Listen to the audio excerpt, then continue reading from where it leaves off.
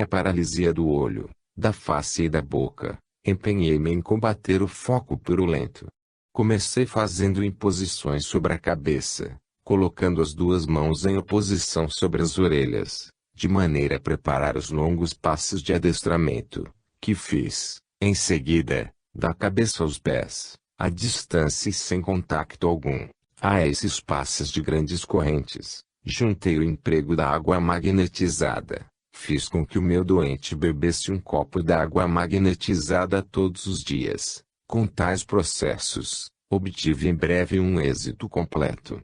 As imposições sobre a cabeça, pelas quais começava cada sessão, produziram desde o começo uma espécie de paralisia cerebral, que mergulhava o doente numa modorra que o menor ruído fazia cessar. Pouco a pouco, esse estado acentuou-se e Robert acabou por dormir um pesado e profundo sono sem lucidez, acompanhado de suores profusos e sobressaltos musculares. Só os meus passos de dispersão podiam arrancá-lo a essa espécie de letargia.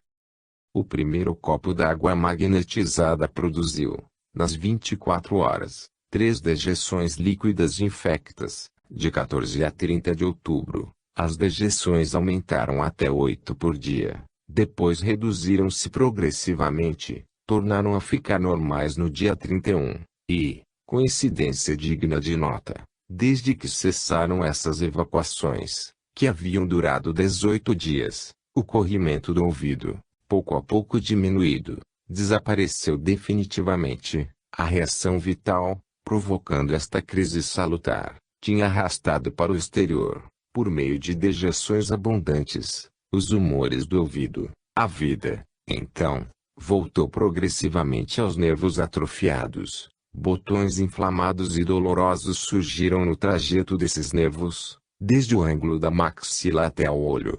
No começo de dezembro, toda a parte esquerda da face tornou-se extremamente dolorosa e por momentos acreditou-se numa agravação do mal. Mas, ao contrário, era a vida que voltava a essas regiões desde tanto tempo privadas de movimento e de excitação nervosa, porque, a partir de então, a cura caminhou rápida. A vista deixou de estar congestionada, as pálpebras e a arcada superciliar recuperaram a mobilidade, os músculos da face arredondaram-se e fortificaram-se, a boca endireitou-se, a língua moveu-se livremente, e, em 23 de março de 1873, no mesmo espaço de tempo que o seu camarada me abriu, após 135 sessões, Robert, radicalmente curado, recomeçou o seu serviço ativo. Esta segunda experiência, vindo confirmar a primeira, provava-me mais uma vez tudo quanto podia dar à ação perseverante e bem dirigida do magnetismo. Fortificou-me contra o cepticismo dos profissionais, que, de prevenção, negam aquilo que não querem estudar nem compreender. Quando apresentei o meu doente curado ao médico do batalhão, ele contentou-se em levantar os ombros com indiferença e dizer: não há nada que admirar. Contra todas as nossas previsões, curam-se doentes por si mesmos, sem se saber como. Estareis em erro, se pensardes que concorrestes para isso de qualquer maneira. Terceiro caso, cura de um quisto multilocular. Meses depois, nos primeiros dias de julho de 1873, o Sr. L., conselheiro do Tribunal de Angers, veio procurar-me. Ouvira falar das experiências a que me entregava e vinha pedir minha opinião acerca de sua filha. O caso era bastante grave. A menina L., de 30 anos de idade, estava sofrendo de um quisto multilocular, que invadira toda a região do abdômen. O mal, que se produzira havia já 10 anos, tinha começado por uma anemia. A anemia, porém, é uma moléstia tão comum atualmente nas jovens, que não despertou imediatos cuidados. O próprio médico, sem procurar aprofundar as causas do deperecimento progressivo que se lhe assinalava, do enfraquecimento gradual da vista, seguindo neste ponto a deplorável rotina da escola, contentou-se com indicar um regime tônico e fortificante, receitou o emprego da série banal dos pretensos reconstituintes preconizados em tais casos, como sejam a hidroterapia, a eletricidade, o óleo de fígado de bacalhau, o ferro e seus sucedâneos. Esse tratamento devia ser impotente, não há a discutir-se, para assustar o desenvolvimento do germe parasitário, que as forças vitais desequilibradas favoreciam, com prejuízo do funcionamento normal da vida orgânica. Os catamênios tornaram-se cada vez mais irregulares, perturbações graves sobrevieram às funções digestivas, o porte e o abdômen se desenvolveram e se arredondaram como em estado de gravidez. Os pais se alarmaram. Os médicos, consultados de novo, declararam sumariamente a presença de um quisto, mas sem poderem concordar acerca da sua natureza. O que houve de mais evidente é que essa senhora, extenuada e não mais podendo resistir à invasão progressiva do tumor, teve de guardar leito.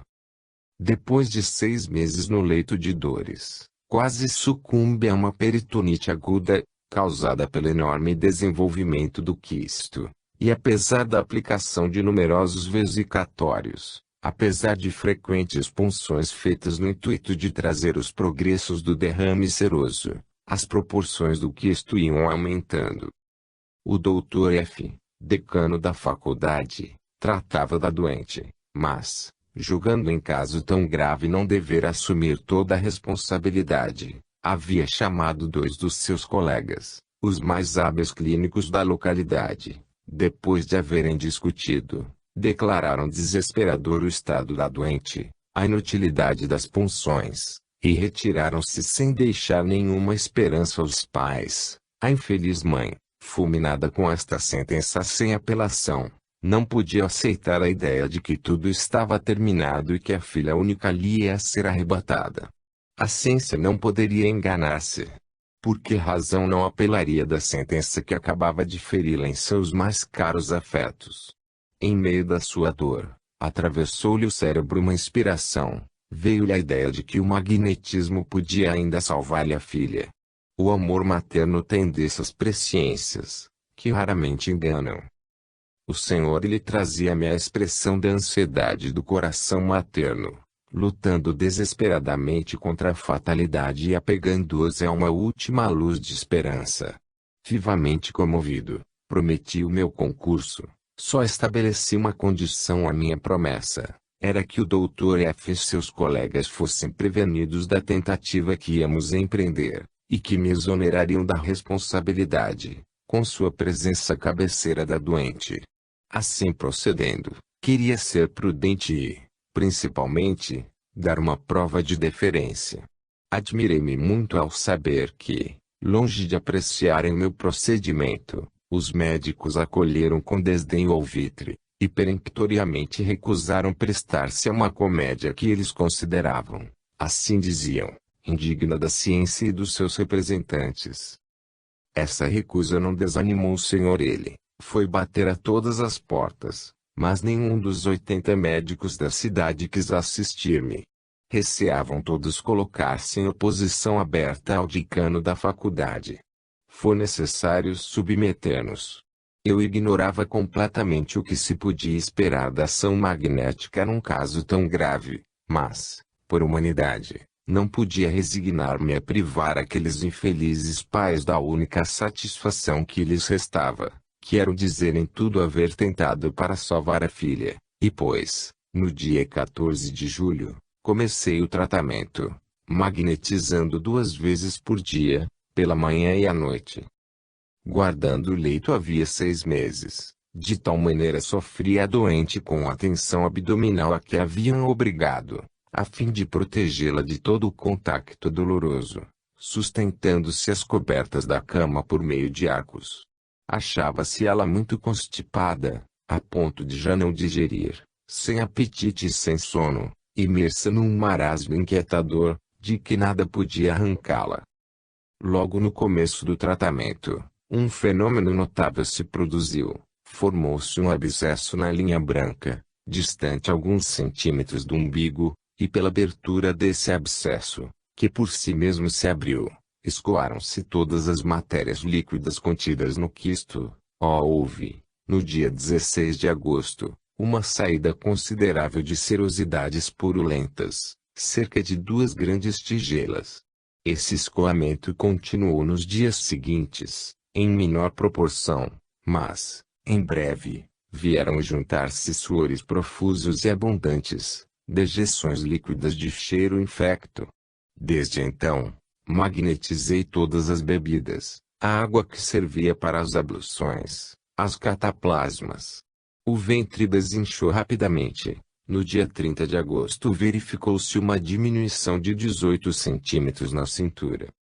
Esse primeiro resultado, enchendo-nos de alegria, permitiu pressentir um êxito feliz.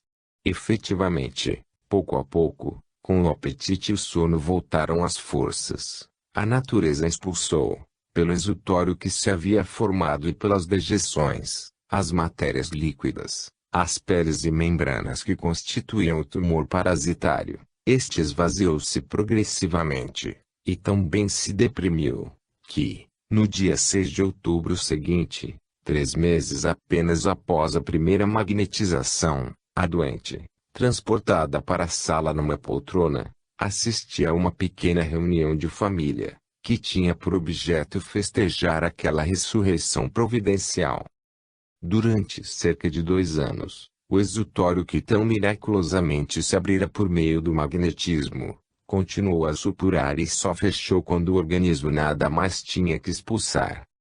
Hoje, passados mais de 20 anos, a menina lhe goza saúde perfeita, e tem, assim como seus pais, motivos para felicitar-se por haverem recorrido, apesar das altas decisões dos médicos, a um meio que tão radicalmente a curou. Quanto a mim, em presença de uma cura tão inesperada, acreditaria ainda num milagre, se não tivesse obtido depois, em condições mais ou menos idênticas, outras curas do mesmo gênero. Esta repetição de fatos não deixa dúvida alguma acerca da grande eficácia curativa das práticas magnéticas e demonstra que seria possível, em muitos casos, evitarem-se operações cirúrgicas tão perigosas e cruéis, às quais tão comumente é costume recorrer para combater afecções quísticas no útero e dos ovários. No tratamento, só fiz uso de processos muito simples, longas imposições sobre o epigástrio, passes de grandes correntes, do epigástrio à ponta dos pés.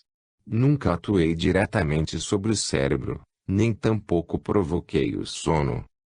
Poder-se-ia multiplicar os exemplos, citar grande cópia de casos semelhantes, mas as 3 curas, cuja narração acabamos de fazer, bastam para estabelecer a demonstração que tínhamos em mira, a saber, que os mais simples processos magnéticos, atuando profundamente no organismo, podem vir de encontro às mais graves deformações orgânicas e às mais rebeldes, e isto sem recorrer-se ao sono provocado. Por isso que, sobre tais doentes, apenas um sofreu um meio estado do sono natural. Pelo emprego dos processos hipnóticos, ter-se-ia conseguido este feliz resultado, que poderia fazer a sugestão em sofrimentos que tão profundamente afetavam o organismo, não só sob o ponto de vista das funções, mas ainda sobre dos próprios tecidos. A alta potência das práticas mesmerianas, que despertam a vida para a realização da obra reparadora que a natureza lhe cometeu, era a única que podia operar essas metamorfoses maravilhosas. Só a vida podia fazer tais milagres. É a natureza que cura e não o médico, natura medicatrix. As práticas magnéticas, já o dissemos, só têm um objetivo: provocar a reação vital. A experiência que nulo prova, a teoria está, portanto, de acordo com os fatos. Capítulo 5. Das causas. Definição. Antiga doutrina médica das crises. Dias decretórios ou críticos. As crises sob o ponto de vista magnético. Crisíacos e convulsionários. É acreditado que o estado de crise é o estado habitual daqueles que se submetem ao magnetismo. As crises naturais são os sinais mais evidentes da reação vital. Estado magnético e estado de crise. Como se acalma e se sustenta uma crise? Inutilidade e perigos da intervenção estranha. Exemplos: as crises naturais provocadas pelo magnetismo restabelecem inopinadamente a saúde. 3 observações curiosas em casos de perturbações funcionais. Qualquer tratamento magnético tende a trazer um esforço da natureza contra a moléstia. A ação magnética, pelo aumento de atividade que dá às funções, pela tonicidade maior que procura dar aos órgãos, contribui para dissipar as obstruções, para dissolver e evacuar os elementos que as constituíam, e concorre, assim, para o restabelecimento da harmonia e do equilíbrio em todas as partes do organismo. As evoluções vitais que provocam na economia essas transformações mais ou menos profundas é que se denominam crises. Em todos os termos a palavra crise foi tomada em acepções bem diferentes, e sua significação variou frequentemente. Uns aplicaram-na somente à solução feliz das moléstias, outros a uma solução qualquer. Deram alguns o nome de crises às mudanças notáveis que se operam no curso das moléstias. Na opinião destes últimos, o esforço da natureza se produz particularmente do 1º ao 4º dia, depois, do 7º ao 14º. Os sintomas observados no 4º dia anunciam o que se deve dar no 7º. Os observados no 10º e 17º indicam os acontecimentos do 14º e do 20º. É o que se chama dias decretórios ou críticos. Esta doutrina das crises, que data da mais remota antiguidade, tem seu lado bom, mas, como repousa em dados assaz complicados, a observação moderna ainda não a consagrou. É evidente que no curso de uma moléstia sobrevêm mudanças súbitas, que parecem ser um esforço da natureza para expulsar o princípio mórbido. Essas mudanças, que vêm mais ou menos profundamente modificar a marcha do mal, têm, não se pode duvidar, caráter de periodicidade. Somente os prognósticos que delas se tiram é que não são de uma certeza absoluta, e não é sob esse ponto de vista que os magnetizadores consideraram as crises que se produzem no organismo. Chamaram mais especialmente crises as mudanças notáveis que a ação do magnetismo provoca naqueles que a ele se submetem, ou o estado diferente do estado natural em que o magnetismo os faz entrar. Deleuze.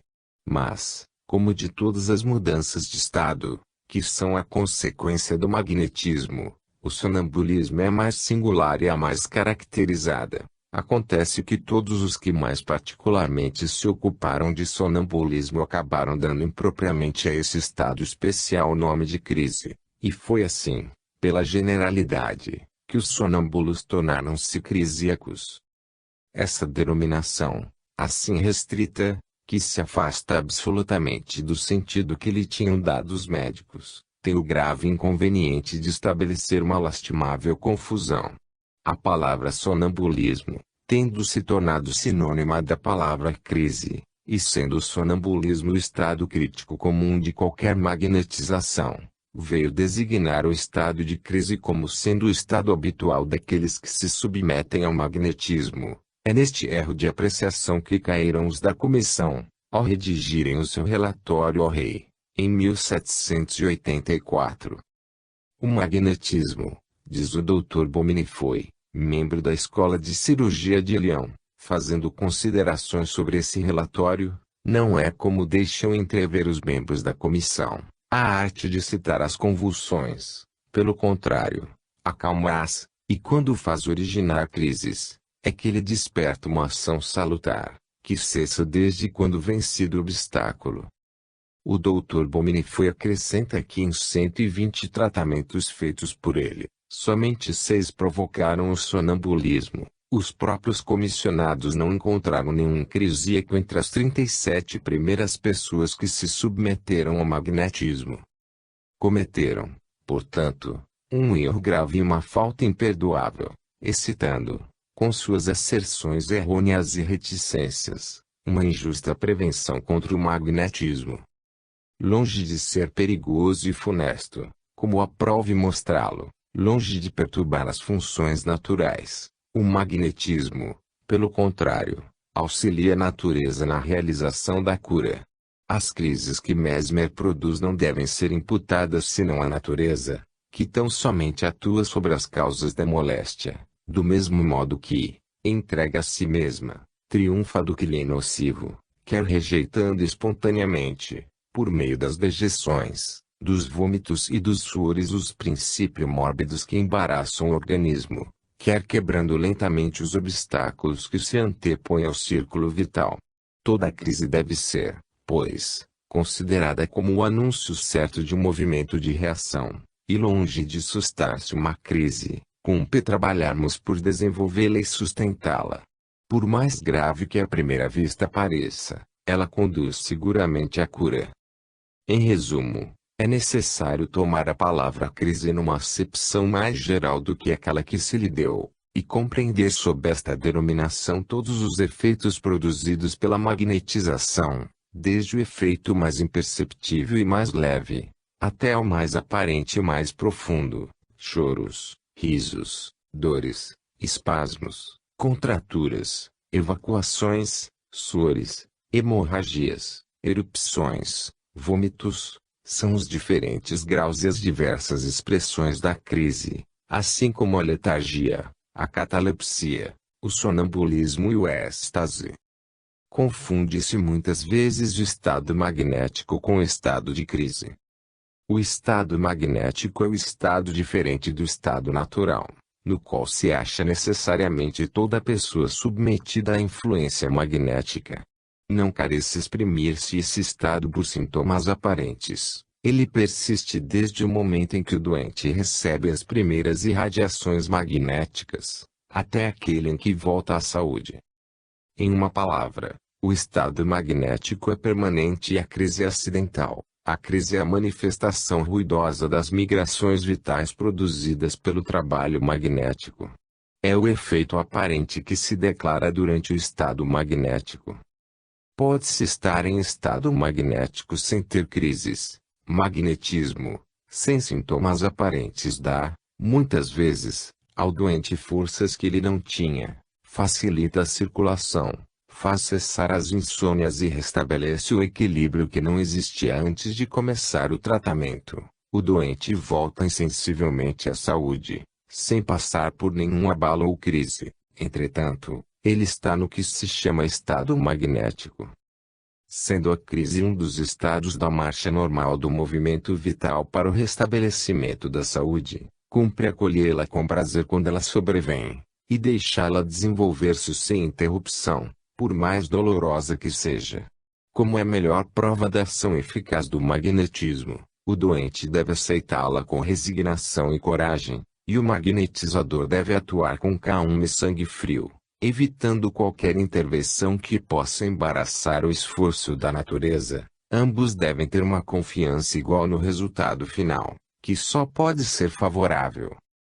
Uma vez que a magnetização desperte dores antigas e latentes, ou excite dores novas ou mais agudas, nas regiões do corpo mais particularmente afetadas, como esses efeitos são apenas transitórios e o doente depois de havê-los sofrido experimenta melhoras sensíveis, não nos devemos alarmar com sintomas que, necessariamente, desaparecerão por si mesmos no devido tempo. Simplesmente, cumpre limitar-nos, se as dores se tornarem demasiadamente intensas, a acalmá-las por meio de imposições dispersivas ou passes calmantes de grandes correntes. 2. Sem perder de vista que estes movimentos críticos, indispensáveis à marcha do tratamento, devem antes ser sustentados em seu desenvolvimento do que sustados por uma ação inoportuna.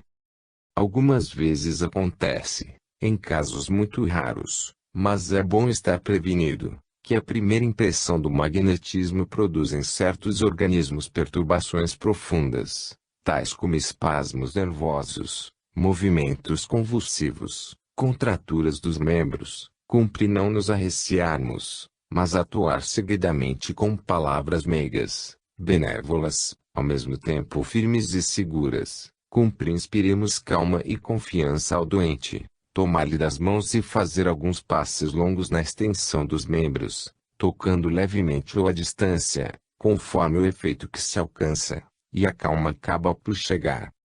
Se o efeito produzir-se muitos dias seguidos, é que o paciente é muito sensível, e então é preciso modificar os processos em razão dessa excessiva sensibilidade. Contentar-nos com estabelecer a relação e magnetizar depois com grandes correntes. Logo que o doente volta à calma, devemos recomeçar com os processos necessários ao tratamento, cuja ação o doente acaba pouco a pouco por suportar. Deleuze. Pois as convulsões nervosas no começo de uma magnetização são tão raras, diz Deleuze que só as verifiquei apenas 3 ou 4 vezes, numa prática de 35 anos. Estes incidentes não oferecem perigo algum nas mãos de pessoas judiciosas e prudentes, que só magnetizam na intenção de praticar o bem e curar, se eles tiverem, às vezes, consequências lastimáveis. Foi isso quando se produziram no curso de experiências com o intuito de citar a curiosidade pública, pela singularidade de certos fenômenos. Um dia, magnetizava uma senhora, havia apenas alguns minutos, quando de repente ela teve movimentos convulsivos, seus membros enrijeceram, o pescoço entumeceu-se e ela dobrou a cabeça para trás, soltando gritos. Tomei-lhe os polegares. Repeti-lhe várias vezes num tom imperioso: acalmai-vos. Fiz passes sobre as pernas. Afastei-me, depois, para magnetizar a grandes correntes. Finalmente, ensaiei, sempre à distância, passes transversais enérgicos, a fim de romper a corrente. O rosto então se transformou, mas sobreveio um acesso de riso que durou alguns minutos. Depois, tudo se acalmou pouco a pouco e ela disse-me que se achava muito bem. Se eu tivesse chamado alguém para segurá-la, se eu ficasse atemorizado e não acalmasse a crise com brandura, é provável que a senhora assim magnetizada houvesse ficado enferma durante muitos dias. Deleuze, Inst. Prat. Em apoio do fato citado por Deleuze, eis um caso não menos interessante, de que fui testemunha. No decurso do ano de 1876, tratava eu, havia 6 meses, de uma jovem afetada de moléstia interna muito grave, e que de momento lhe pusera a vida em perigo. Essa jovem, gozando de uma sensibilidade magnética muito pronunciada, tornara-se naturalmente de uma lucidez notável no decurso do tratamento, e de antemão anunciava-me todas as crises pelas quais devia sucessivamente passar. Predisse-me afinal que, em consequência de vômitos, ficaria num estado próximo à loucura, durante muitos dias. Recomendou-me com instância que não me atemorizasse com esse estado passageiro, que não prevenisse a nenhum membro da sua família. Ela morava em minha casa, e principalmente que não recorresse a nenhum médico, temendo que, enganando-se sobre o seu estado, ele não impedisse, por uma intervenção extemporânea, o desenvolvimento normal da crise. As coisas se deram como previra a doente. Sobrevieram vômitos, determinando uma espécie de atonia cerebral, que durou mais de 52 horas. A doente já não reconhecia ninguém, e, apesar da certeza que me havia dado, confesso que minha mulher e eu ficamos deveras inquietos, até a finalização da crise. Entretanto, muito confiante no magnetismo e na maravilhosa lucidez da minha jovem sonâmbula, conformei-me escrupulosamente com as suas instruções e não me arrependi, porque a crise seguiu o seu curso normal, como fora predito, e atingiu uma cura completa e definitiva. Qualquer intervenção estranha nessa emergência teria sido, como suponho, perigosa, e, sustando o esforço da natureza, certamente comprometeria o êxito do tratamento. Minha longa prática, durante a qual tive ocasião de averiguar muitas vezes efeitos semelhantes, dá-me a convicção de tais fatos. Eis, por uma outra face, alguns exemplos de crises favoráveis, produzidas com auxílio do magnetismo pela evolução vital, crises que nenhuma espécie de medicação pudera determinar, e que de algum modo tiraram providencialmente os doentes da situação desesperadora em que se achavam.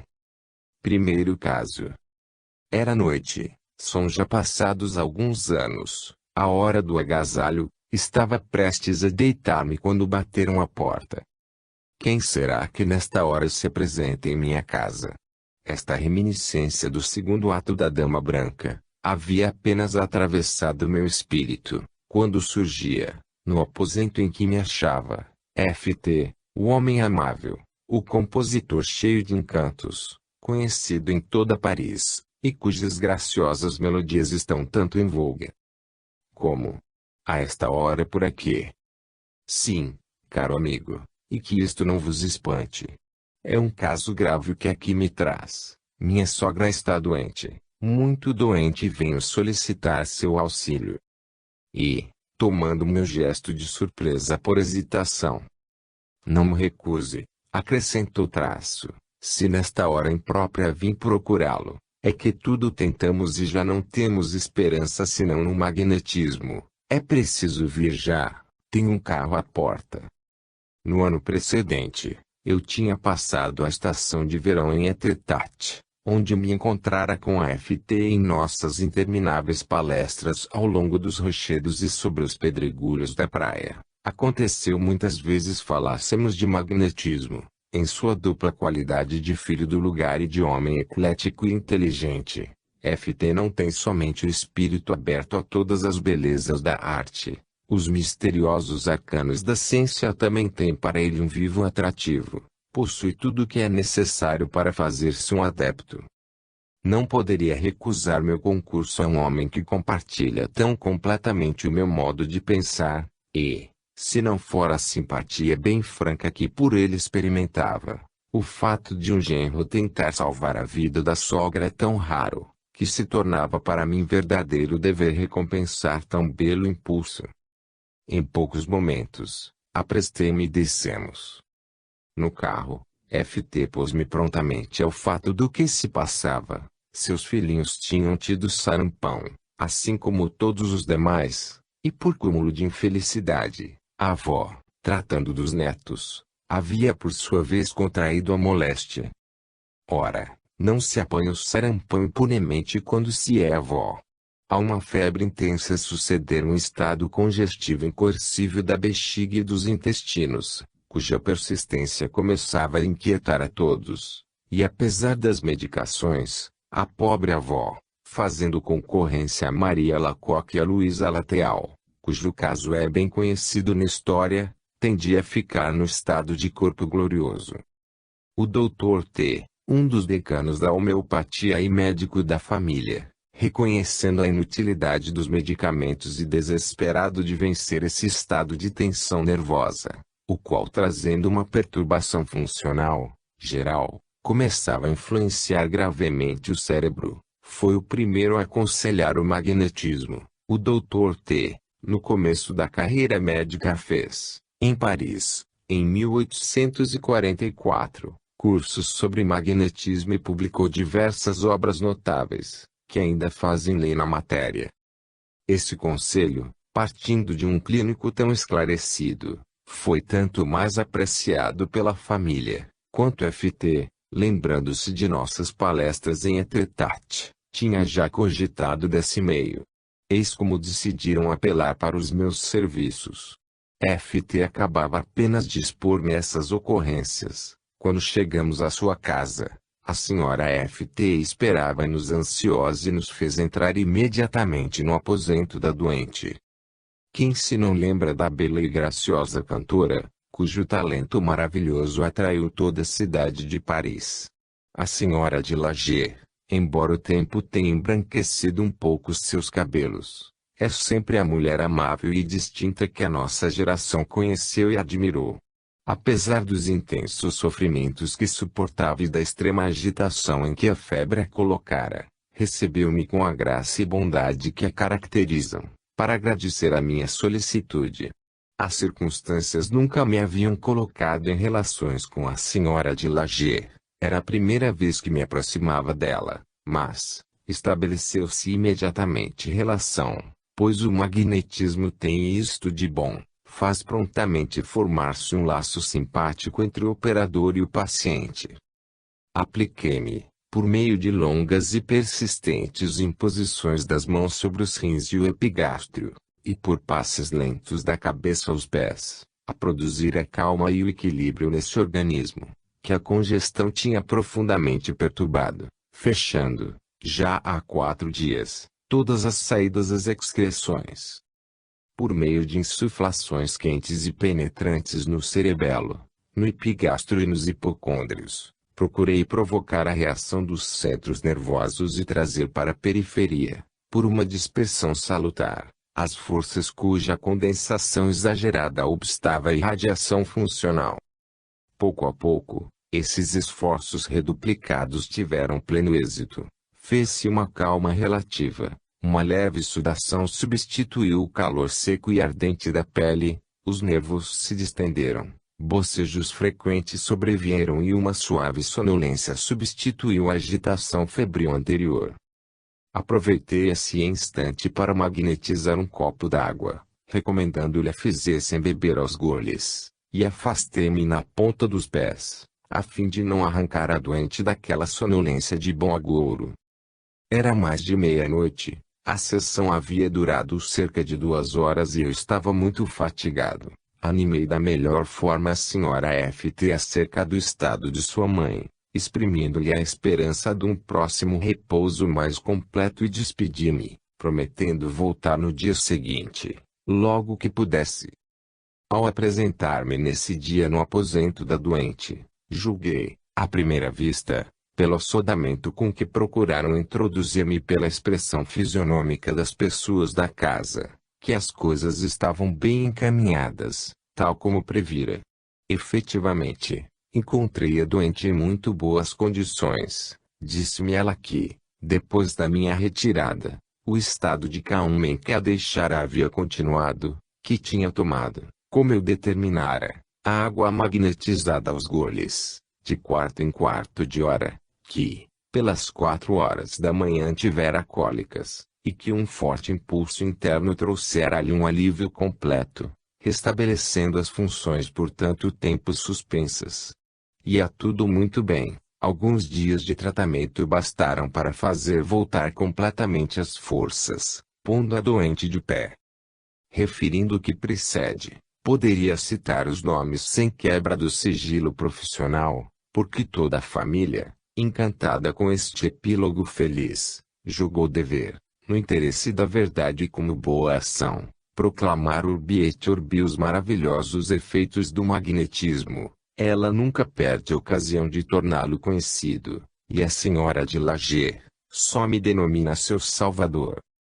A rapidez dessa cura fez grande ruído nos arredores, e, como acontece sempre em tais casos, a história repetida de boca em boca tomou uma feição tal, com auxílio da imaginação, que os meus fracos méritos e os do magnetismo foram consideravelmente aumentados, a ponto de, tendo o senhor de X, alguns meses depois, fraturado a coluna vertebral numa queda de cavalo, em Lyon, a condessa de R., que tinha conhecimento do caso da senhora de Lager, enviar telegramas reiterados a F.T. para fazer-me partir sem demora, esperando, na sua grande dor, que a minha intervenção pudesse salvar-lhe o genro. Tive dificuldade em alienar de mim tão grande honra e fazer compreender que o magnetismo não chegava ao ponto de fazer milagres. Só a morte do senhor de X conseguiu dissuadi-la. Infelizmente, a ação magnética tem seus limites, e é bom que esta ação seja secundada pelas condições do meio em que se exerce. No caso acima, eu vim encontrar a senhora de Lager admiravelmente preparada para as influências dinâmicas, pelo tratamento homeopático que havia seguido, desde o começo da enfermidade. Nenhuma medicação violenta viera perturbar o organismo, travando-lhe a reação vital, em uma palavra, encontrar a estrada livre para agir e fazer pender a balança da vida no sentido do movimento funcional que desejava restabelecer. Isso nem sempre acontece nos doentes tratados pela alopatia. E os medicamentos em doses elevadas são, muitas vezes, um obstáculo insuperável à ação magnética. Não poderia terminar a narrativa deste primeiro caso sem prestar homenagem ao critério e ao ecletismo do clínico prudente e esclarecido, que, vendo que o medicamento se tornava impotente para despertar a reação vital, não hesitou a aconselhar o emprego de recurso mais útil. Aliás, não foi só dessa vez que o Dr. T se exprimiu claramente sobre o grau de confiança que devemos ter nas virtudes curativas do magnetismo. No prefácio de sua obra intitulada L'Imagnestis me expliquer, assim se exprimia ele em 1845. Graças a Deus que os incrédulos, meio convertidos, começam a dizer do magnetismo, há alguma coisa nesses fatos, acrescentem, depois de haverem lido estas páginas, há essencialmente alguma coisa. Quanto aos incrédulos sistemáticos, que, depois de se haverem inconsideradamente pronunciado contra o magnetismo, não possuem coragem bastante para retratar-se e contentam-se em fechar os olhos clamando contra o charlatanismo, só lhes peço uma coisa. É que me deixem sossegado. Espíritos frívolos, sem alcance, artificiais, o que têm eles a contestar das nossas verdades? Estas não carecem do apoio deles para se propagar pelo mundo, e, quando afetam a pretensão de sustar-lhes o curso, fazem-me lembrar aquele aldeão que, colocando um pé na nascente do Danúbio, persuadia-se que ia privar de água todas as regiões banhadas por esse rio. Quantos aldeões do Danúbio, acrescentamos nós, têm surgido depois dessa trouxa espirituosa do mestre? Mas, também, quanta água já tem passado por baixo da ponte, e quanta, apesar deles, passará ainda. Segundo caso. Quando nos defrontamos com simples perturbações funcionais da espécie daquelas que fazem objeto do primeiro caso, vê-se que o magnetismo obtém efeitos imediatos. Bem sabemos que certos incrédulos, mais ou menos sépticos, só querem ver nesta ação rápida uma coincidência feliz. Chegastes no momento oportuno, dizem eles, quando mesmo nada houvesseis feito, a vida teria recuperado os seus direitos, e a função ter-se-ia restabelecido. Esta objeção pode ter o seu valor em relação a um fato insulado, mas, quando numa série de casos os fatos se repetem, não haverá indiferença ou má-fé persistindo em não ver, por toda a parte e sempre, senão casualidades banais e coincidências fortuitas. Eis um segundo caso muito digno de ser citado para apoiar a nossa asserção. Escolhemo-la de preferência a muitos outros, por causa dos laços estreitos que o prendem ao primeiro e também pela originalidade típica que o caracteriza. Certa manhã recebi a seguinte carta. Paris, 25 de abril de 1888. Senhor. Uma pessoa das relações da senhora de Lagy referiu-me a cura maravilhosa feita por V.S., de uma moléstia dos intestinos, que estava prestes a matá-la. Meu velho professor de canto, o Sr. P., está desenganado de uma moléstia que parece semelhante. Venho pedir-lhe a bondade de vê-lo hoje mesmo. Peço que diga aos seus enfermeiros o que pensa a respeito. São pessoas de inteira confiança. Parece que o meu amigo está muito pior esta manhã. Insisto, portanto, para que não perca um instante. Se, desgraçadamente, nada puder desfazer depois de havê-lo visto, não terei que exprobrar-me por não haver tentado tudo junto de um homem cuja dedicação foi tão apreciada pelo Sr. F.T., numa conjuntura grave. Receba meus antecipados agradecimentos e a segurança dos meus mais sinceros sentimentos. Baronesa D.P. Tive conhecimento, na mesma ocasião, por outra via, de que o amigo que noticiara a cura da senhora de Lagy, a baronesa D.P., não fora outro senão cunhado de F.T., senhor ele, violinista muito conhecido. E dele recebi as mais pressurosas solicitações, a fim de aceder ao convite que me fora feito. Apressei-me, portanto, em ir ver o Sr. P. Os enfermeiros do Sr. P., de acordo com o que já me haviam prevenido, eram efetivamente os mais dedicados, Eram de uma família de alverguinats, muito honesta. Indubitavelmente, haviam sido prevenidos da minha visita, porque me receberam como se eu fosse esperado, e enquanto a mulher cuidava dos arranjos caseiros, vigiando uma gorda criança de 2 ou 3 anos, que corria pela casa e vinha atirar-se às minhas pernas, o marido pôs-me prontamente a par da situação. O bom do homem, como ele familiarmente chamava o doente, estava em maus lençóis, há muito arrastava-se com dores reumáticas, que o forçavam, de vez em quando, a guardar leito, mas havia 5 ou 6 meses que as coisas tinham se complicado singularmente. Ele estava de cama, sem poder mexer-se, constrangido desde a manhã até a noite, já não se alimentando e nem defecando, e o pior de tudo é que agora expelia as matérias fecais pela boca. Ora, quando se tem 72 anos, acrescentava o enfermeiro, chegando a este ponto, há poucas probabilidades de salvação. Tudo se tem feito, entretanto, os médicos se têm sucedido, ensaiarão-se todos os tratamentos e nada de resultado. Conserva-se sempre no mesmo estado. Receio muito que não seja o senhor melhor sucedido que os outros.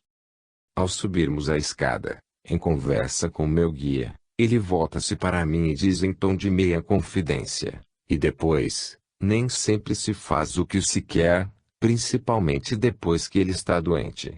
O senhor vai ver.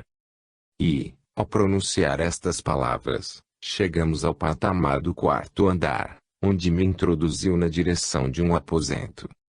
Detive-me na saleta, enquanto ia prevenir o Sr. P da minha chegada. Ouviu trocar algumas palavras, fechar uma janela, depois reaparecer à porta, para fazer-me sinal de que podia entrar.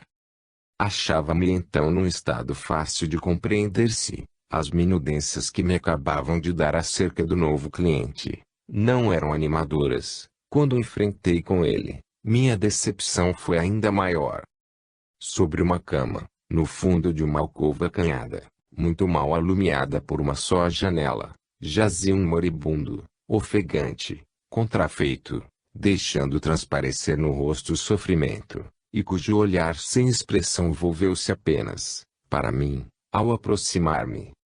Em 2 palavras expus o fim da visita, dizendo-lhe da parte de quem vinha, e no falar, dando à voz a mais suave vibração para vencer melhor a desconfiança que transparecia no olhar do velho, evitando a forma interrogativa para desobrigá-lo de qualquer resposta, tomei-lhe as mãos que mal se destacavam da alvura dos lençóis. Obtive, assim, naturalmente, uma relação que, pouco a pouco, pôs o meu doente em confiança e permitiu-me, alguns minutos depois, colocar uma de minhas mãos sobre o seu epigástrio. Concentrando-me então energicamente, com o intenso desejo de aliviá-lo, apoderei-me insensivelmente da sua vontade hesitante. Alguns instantes depois, seu olhar vago flutuou de minhas mãos para o meu rosto silencioso, como se procurasse compreender o que eu fazia. Depois, suas pálpebras baixaram, a contração do semblante dissipou-se, a respiração menos brusca deixou de ser um lamento. Desse modo apoderei-me dele, e estava por insinuação neste lugar, sem ter sido constrangido a pronunciar a famosa palavra, magnetismo.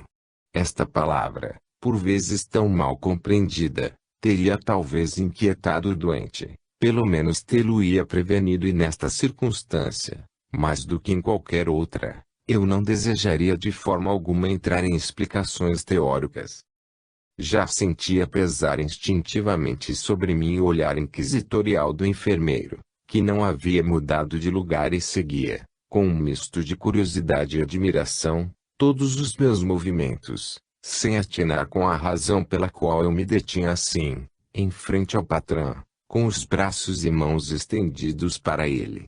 Quando me viu traçar, muito lentamente, da cabeça aos pés, longos passos à distância, e que, puxando o cobertor para os pés, comecei a fazer-lhe insuflações sobre o epigástrio seco. Não mais se conteve. Pelo espelho colocado sobre a mesa de cabeceira, surpreendi-lhe um sorriso e um erguer de ombros, que significavam incontestavelmente: se é isto que vai curá-lo, quero que o diabo me carregue. Depois, retirou-se na ponta dos pés, como se estivesse satisfeito com o juízo que fizera a meu respeito.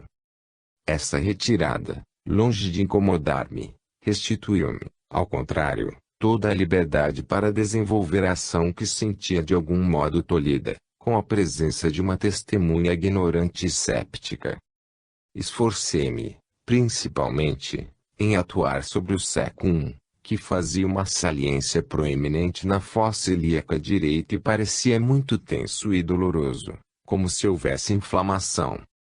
Depois, dispersei os fluidos e, antes de retirar-me, magnetizei uma garrafa d'água que encontrara ao meu alcance, concitando insistentemente o Sr. P. a beber desse líquido, até a próxima visita, que lhe anunciei para o dia seguinte à mesma hora.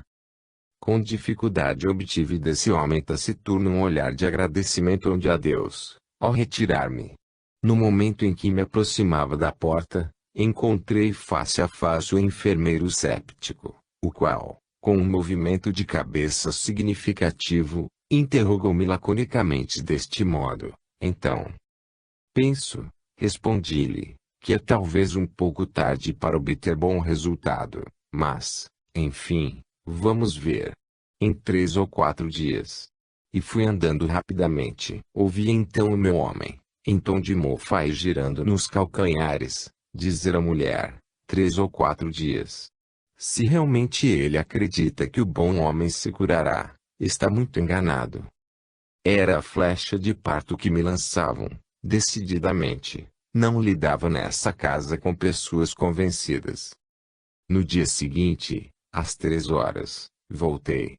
O porteiro, a pretexto de estar só, para tomar conta da casa, deu-me a chave do aposento do Sr. P. e convidou-me a subir sozinho. O Sr. P. acolheu-me de muito mau humor, pelo que me disse. Tinha estado pior do que nunca, sofrera horrivelmente, não dormira toda a noite, os vômitos tinham tido uma recrudescência notável. Encontrei-o, portanto, pouco disposto a receber os meus cuidados. Exprimiu-me, até, o receio de que o meu tratamento lhe aumentasse o sofrimento. Tive, por assim dizer, que me impor e magnetizá-lo contra a vontade. Andei bem, por isso que a minha perseverança devia, como se verá, encontrar recompensa. Efetivamente, no dia seguinte, às 3 horas, aguardava-me uma verdadeira ovação. Logo que apareci, o enfermeiro todo alegre correu ao meu encontro, gesticulando: vitória em toda a linha. Pela manhã, às 8 horas, o Sr. P. fizera 3 dejeções naturais e não vomitara mais. Decididamente, eu era um grande homem. O meu tratamento operava maravilhas. Não mais era olhado de soslaio, por cima do ombro. Por espaço de 1/4 de hora tive que sofrer a tagarelice prolixa do marido e da mulher. Encontrei no Sr. P. o mesmo acolhimento. Ele estava sentado inquieto com a minha pequena demora. Temia, por momentos, que não me visse. Falou-me dos salutares efeitos obtidos. Prestou-se a tudo com rara complacência. Creio até que esboçou um gracioso sorriso. Que diferença dos dias precedentes, em que me fazia tão má cara. Jamais ousaria esperar êxito tão rápido e completo. 2 sessões, as de 25 e 26, tinham bastado para trazer uma melhora. A terceira, a de 27, devia acentuá-la consideravelmente. De fato, quando no dia 28 à tarde fui visitar o doente, ele tivera desde a véspera várias dejeções, e, coisa muito notável, os vômitos não tinham reaparecido. Por esse motivo, cada dia eu crescia na estima do doente e dos serviçais, e o meu amor próprio satisfeito tomou larga desforra dos primeiros tempos. Mas esqueci-me de que a rocha Tarpeia não dista do Capitólio. No dia 30, uma tempestade formidável devia desabar-me sobre a cabeça. Nesse dia, à minha chegada, o porteiro e sua mulher receberam-me consternados. Ah! Senhor! Exclamou ele, o doente está numa situação desoladora. Desde ontem às 5 horas da tarde, faz-se necessário colocá-lo à banca de 2 em 2 horas. Ele não evacua. Diz que vai morrer e que o querem matar. Minha mulher e eu estamos numa adobadoura, com estas idas e vindas e o serviço da casa. Compreende que se isto durar muito tempo, não podemos continuar. Que fazer? E levantavam os braços ao céu como desesperados, entregando-me a chave do aposento. Durante a subida dos 4 andares, preparei-me para o acolhimento que aquelas palavras faziam prever. Mas não me passava ainda pela ideia a cena trágico-cômica que me aguardava. Encontrei o doente sentado, porém muito superexcitado. Já não era a atonia prostrada e choramingas dos primeiros dias. Sob as mechas rebeldes dos cabelos brancos, o olhar brilhava com fogo, com o ardor da febre. O sangue tingia levemente a região saliente do seu rosto. O pescoço estava agitado de um tremor convulso e ele, com os braços tensos para mim, parecia querer fulminar-me com a sua maldição. Com a voz que, pelo esforço visível que fazia para dominar-se, tornava-se sepulcral, dirigiam-me as mais acerbas censuras, acusando-me de haver muito liberalmente aberto à natureza as saídas desde muito fechadas, e por ter desse modo abusado, por vaidade, sem dúvida, da minha força magnética, para pôr nesse estado um pobre velho que só tinha respiração. Por mais que me defendesse desta imputação, explicando-lhe que a natureza, ao chamar a si os seus direitos, age como lhe apraz e que nenhuma autoridade possuímos para regularizar o curso das coisas, ele não me quis atender. Sim, senhor, repetia ele, sim, abusastes dos vossos meios. E fizestes mal. Não podíeis contentar-vos com o maravilhoso resultado obtido em 2 sessões. Não vos bastava ter sustado esses vômitos horríveis, que não conseguíamos parar. As dejeções naturais não estavam restabelecidas. Os meus conhecidos, o próprio Dr. X, todos finalmente faziam-vos justiça, assim como o vosso tratamento, reconhecendo-lhe a eficácia incontestável. Que queríeis mais? Por que razão escravizar-me a esta perpétua necessidade que, dia e noite, não me deixa tréguas nem repouso? Já não posso mais, estou extenuado e sinto-me morrer. E, deixando cair a cabeça no travesseiro, não, é demais, é demais. Repetia com voz dolente. Não era oportuno pensar em lutar contra essa excitabilidade nervosa e injustas prevenções. O alvitre mais prudente, no próprio interesse do doente, era retirar-me. Foi o que fiz. Passaram-se dias, e, na faina de minhas ocupações diárias, quase me esquecera desse doente original, quando recebi um bilhetinho da baronesa de E.P. Cheguei, dizia-me ela, de uma viagem de alguns dias. Encontrei o Sr. P. tão melhorado, que me senti satisfeita e quero agradecer-vos. Viu há pouco e rogou-me exprimir-vos o desejo que tem de vos tornar a ver. Ainda há dores bastante agudas, mas o pior mal está conjurado. Crede na minha gratidão e na sinceridade dos meus sentimentos. Ao mesmo tempo, encontrei em casa a carta do Dr. X. Com estas palavras traçadas a lápis: amigo e senhor, apelo para vossa dedicação, a fim de irdes à casa do Sr. P. Ele deseja ver-vos. Não podia eximir-me de 2 convites tão precisos, sem que fizesse acreditar haver conservado o rancor pelo passado, o que estava muito longe do meu coração. Fui de novo visitar o Sr. P. Pouco a pouco, as dores foram se acalmando, as dejeções, cuja frequência era moderada, tornaram-se normais e o Sr. P. recomeçou a sua vida ordinária.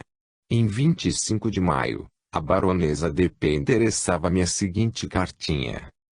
Envio-vos agradecimentos sinceros pelos cuidados eficazes que dispensastes ao Sr. P. Efetivamente, ele se acha em vias de restabelecimento. Agradeço-vos, principalmente, as últimas visitas, que a meu pedido, lhe fizestes, e certificou-vos da sinceridade dos meus sentimentos e reconhecida a lembrança De que moléstias se achava atacado o Sr. P, e de que maneira se curou? Tal é a questão, que se pode naturalmente levantar. O Sr. P era reumático, mas, além das dores reumáticas de que sofria,